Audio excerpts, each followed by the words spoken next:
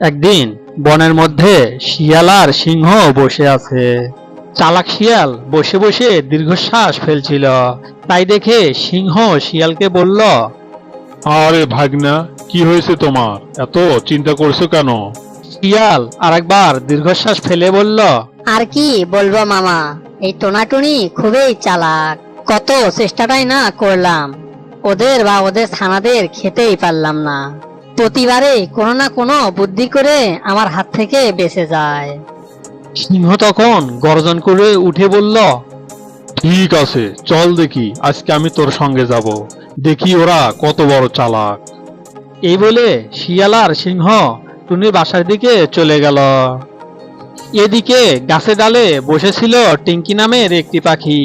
শিয়াল ও সিংহের সব কথা শুনে ফেলল। টিঙ্কি টোনা আর টুনিকে বলল, টনি, টোনা, শিয়াল আর সিংহ প্ল্যান করতেছে, আমাদেরকে খেতে চায়। ওরা আমাদের বাসার নিচে আসলো বলে। তোমরা চিন্তা করো না, আমার একটা পরিকল্পনা আছে। শিয়াল ও সিংহকে উচিত শিক্ষা কিভাবে দেয়া যায়। পরের দিন শিয়াল ও সিংহ টোনাটুনির বাসার নিচে এসে বসে পড়ল। ওদেরকে দেখে টোনা জোরে জোরে চিৎকার করে বলতে লাগলো, এই টিঙ্কি, হাতি রাজার কি খবর এসেছে? সাথে সাথে টিঙ্কিও বলে উঠল, হ্যাঁ টোনা, তিনি বলেছেন যে শিয়াল আর সিংহ ছোট প্রাণীদের বিরক্ত করবে, তাদের ধরে রাজদরবারে নিয়ে যেতে হবে। এ কথা শুনে সিংহ একটু চিন্তায় পড়ে গেল, কিন্তু শিয়াল বলল, মামা, ওদের কথা বিশ্বাস করবেন না, ওরা খুব চালাক। ঠিক তখনই একটি পাখি মর্মর শব্দ করতে করতে ছুটে আসলো। শব্দ শুনে মনে হলো অনেক প্রাণী হেঁটে আসছে। এদিকে টোনাও চিৎকার করে বলল, দেখো, হাতি রাজা পাহাড়দাররা চলে এসেছে। দেরি না করে সিংহ ও শিয়াল প্রাণ ভয়ে ছুটে পালিয়ে গেল।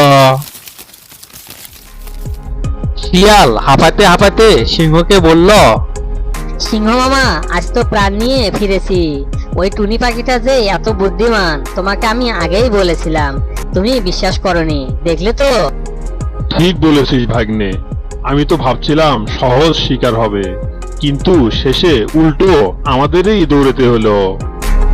এখন বুঝলাম, ছোট বলে কাউকে দুর্বল ভাবা ঠিক না।